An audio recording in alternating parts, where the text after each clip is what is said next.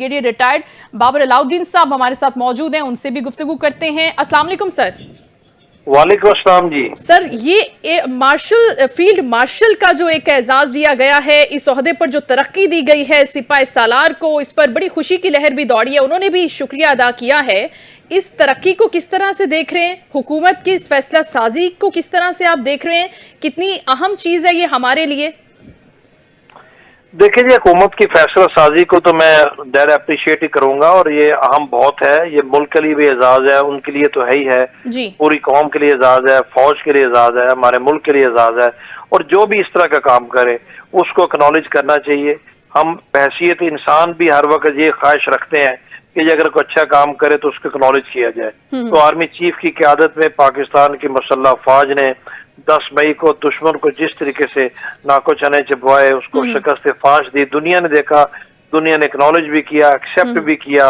ये हकीकत है और जाहिर है जो रूए रवां है उसको गवर्नमेंट ने बिल्कुल ठीक डिसीजन है और पॉलिटिकल गवर्नमेंट का डिसीजन है, पॉलिटिकल डिसीजन नहीं है, गवर्नमेंट का डिसीजन है, गवर्नमेंट इलेक्टेड गवर्नमेंट का डिसीजन है। कैबिनेट ने अप्रूव किया है, प्राइम मिनिस्टर ने की सिफारिश पे सदर मुमलिकत जो कि supreme commander of the arm forces है उन्होंने अप्रूव किया है। और ये फील्ड मार्शल का उनको ओहदा जो गवर्नमेंट ने दिया, मेरा ख्याल है कि ही deserves it by all means और इसमें कोई दो राय होनी चाहिए।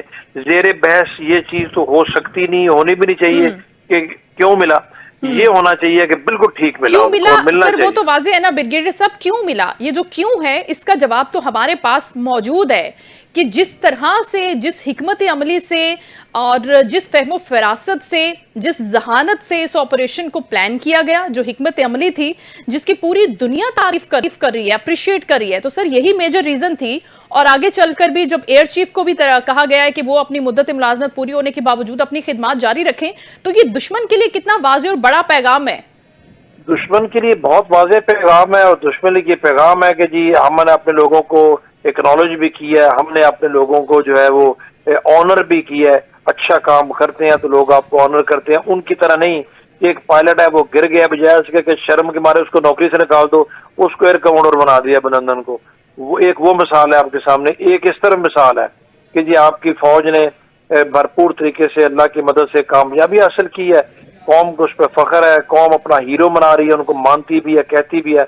गवर्नमेंट ने भी गवर्नमेंट की कौम के विशेष के ऐन मुताबिक उनको फील्ड मार्शल का ओहदा दिया है और एयर चीफ को भी गवर्नमेंट ने ट्रूली एक्नॉलेज किया। तो मेरा ख्याल है ये आज के दिन के लिए भी बहुत बड़ी डेवलपमेंट है, अच्छी खबर है, खुशी की खबर है और आइंदा के लिए भी लोगों के लिए एक इंसेंटिव भी है कि जब भी कोई अच्छा काम करेगा, ऐसा अच्छा काम जिसको दुनिया एक्नॉलेज करेगा, ऐसा अच्छा काम जिससे मुल्क कौम का सर फख्र से बुलंद हो, ऐसा अच्छा काम जिससे दुश्मन की सुबकी हो, शिकस्त हो, तो उसको भी ऑनर किया जाना चाहिए। ब्रिगेडियर साहब, फील्ड मार्शल के ओहदे पर तरक्की मिलना, इससे पहले अगर हम हिस्टोरिकली थोड़ा सा बैकग्राउंड में जाएं, जाहिर है आप तो मुकम्मल तौर पर आगाह होंगे, किन जनरल्स को, किन आर्मी चीफ्स को ये मिला है पहले, उनकी किन खिदमात के हवाले से, या फिर आसिम मुनीर साहब ऐसे पहले सिपाही सालार हैं? क्योंकि अब जो जंग हुई है, जो दुश्मन ने हम पर मुसल्लत की थी रातों रात, उसमें तो अमेरिका को भी झुकने पर हमने मजबूर कर दिया ना, कि ऐसा दबाव आया इंटरनेशनली कि उसने खुद सीज फायर के लिए आगे बढ़कर भारत से राब्ता कायम किया।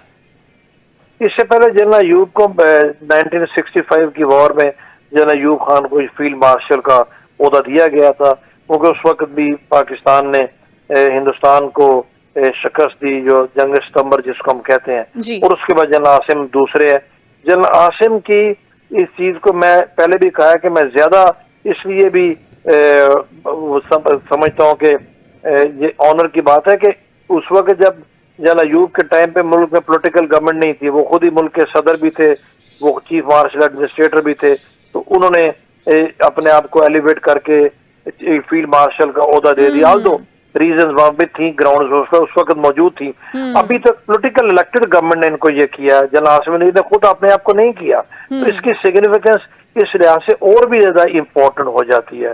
और हमारे जैसे मुल्क में तो आप देख लें, हमारी 78 ईयर हिस्ट्री में ये द सेकंड मैन, और अल्लाह ताला ने इतना बड़ा एजाज उनको दिया है और मौका उनको मिला मौके का उन्होंने इस्तेमाल किया, बिल्कुल। डिसीजन ठीक किए, इम्प्लीमेंट ठीक किया, अप फ्रंट होकर लीड किया, तो हियर इट इज। बस और ये ब्रिगेडियर साहब, इससे जो एतमाद का एक हम जो बात करें कि एतमाद कितना बहाल हुआ है, कितना बढ़ गया, जो कॉन्फिडेंस है ना हमारा, अवाम की हम बात कर रहे हैं, अपनी बात हम कर रहे हैं, वो भी बहुत ज्यादा बढ़ गया है। अब ये हम अवाम की बात करते हुए अगर हम जाते हैं कि हमारे जो सोल्जर्स हैं, जो सरहदों पर होते हैं, जो हालत जंग में किसी भी जगह पर अपनी जान का नजराना पेश करने के लिए पीछे नहीं हटते, उनका मोराल कितना बुलंद हुआ होगा इस फैसले को सुनकर। और जिस तरह से आर्मी चीफ साहब फरमा रहे हैं कि मुझ जैसे लाखों आसिम मुनीर कुर्बान हो जाएं।